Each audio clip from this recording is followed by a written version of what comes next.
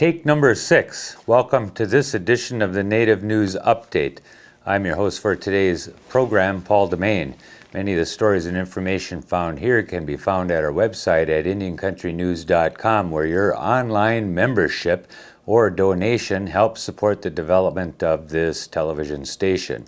Here's the news for the day from the Associated Press and other Native American news sources.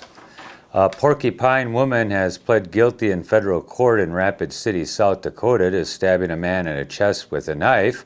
52-year-old Sherry Woundedfoot was charged with assault with a dangerous weapon for the September 20th, 2008 non-fatal stabbing of Benjamin Hernandez in Porcupine on the Pine Ridge Reservation. The maximum penalty she faces is 10 years in prison. The chairman of Montana's Confederated Salish and Kootenai tribes, James Steele Jr., has been elected chairman of the Montana-Wyoming Tribal Leaders Council. The council represents 10 American Indian tribes in the two states. Last week, the group announced the election results from its recent annual board meeting. The vice chairman of Montana's Blackfeet Tribal Business Council, Roger Running Crane, was selected vice chairman of the Leaders Council. Northern Cheyenne President Leroy Spang will serve as treasurer. Patricia Enos Berge of Wyoming's Eastern Shoshone Tribe will act as secretary of the two-state tribal leaders group. Mana Pottery Studios in Klondike, Arizona, has been producing some of the nation's most unique and stunning lines of Southwest art for over 6 decades. Every weekend, Friday through Sunday, starting this month through May 30th from 10 a.m. until 5 p.m., the studios will host a special open house and tour of the studio to showcase their new spring collection of sacred earthenware.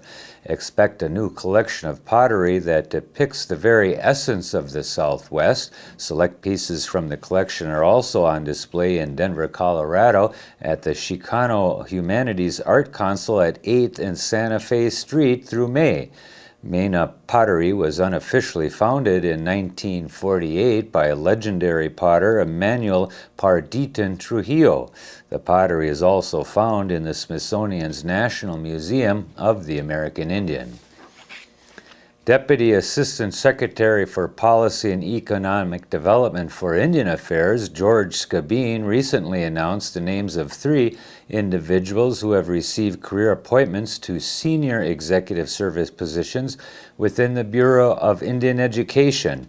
They are Stephanie Birdwell as Deputy Director for Policy and Evaluation of Secondary Education, Bart Stevens as the Deputy Director for School Operations, and David Talayamtewa as the Assistant Deputy Director for Administration.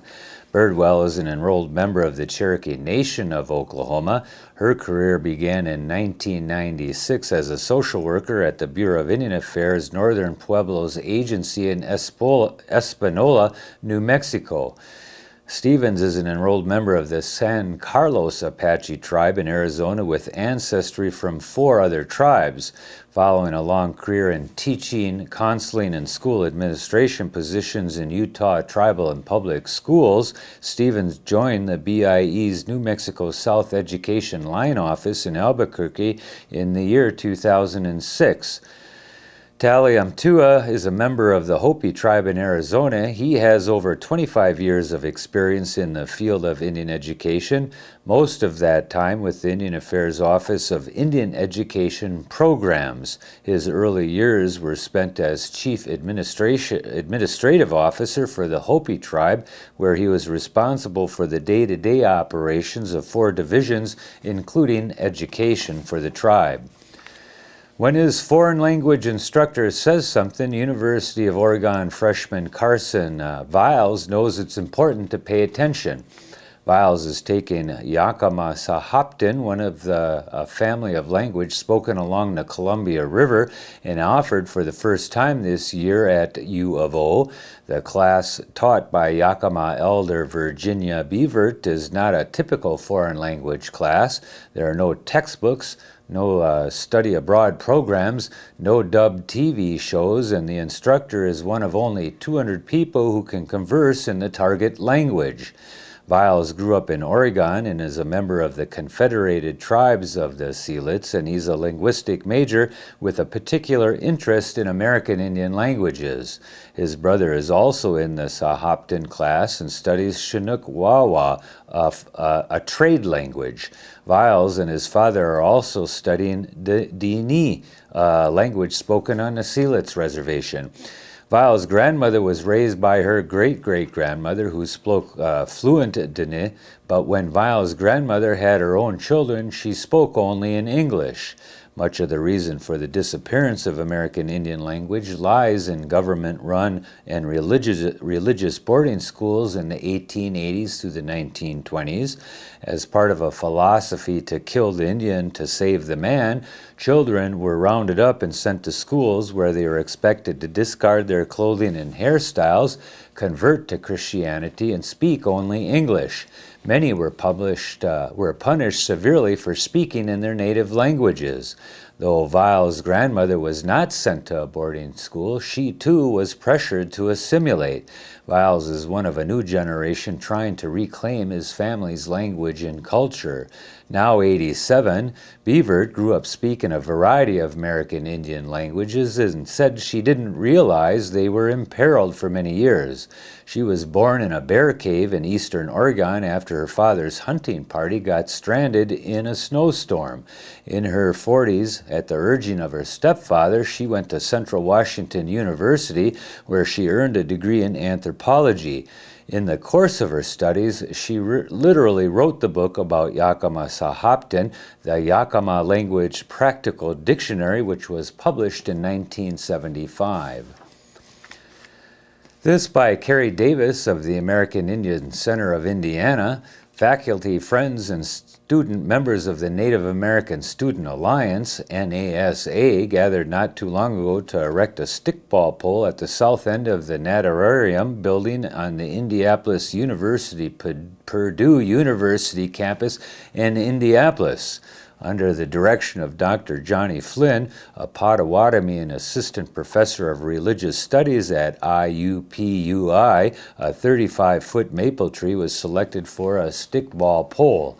Once Flynn and his team set the pole securely in the ground, everyone tried their hand at the game by using 2 lacrosse-style sticks to pick up and hold a small deerskin ball about 2 inches in diameter. The goal is to try and hit the target on a skull on the pole, and if successful, points are awarded at various levels. The game is played to 21 points. Native American Student Association members at IUPUI include both faculty and students and represent many different tribes from across the country. If you're headed on the powwow circuit this upcoming weekend here, we've got several powwows to run across here. The 71st Washington's Birthday Powwow at the Toppenish Longhouse in Toppenish, Washington is this upcoming weekend. The 29th FHS Native American Club Powwow at Flagstaff High School in Flagstaff, Arizona. The 64th Iwo Jima Commemoration Powwow at the Rodeo Grounds in Saskatoon, Arizona. The 5th DeLand YMC Powwow in DeLand, Florida. Michigan State University Powwow at Jennison Field House, that's in East Lansing, Michigan. Sehewa Mesh Days at the Little Creek Casino in Shelton, Washington. The 11th Annual Lima Midwinter Powwow coming up at UAW Hall in Lima, Ohio.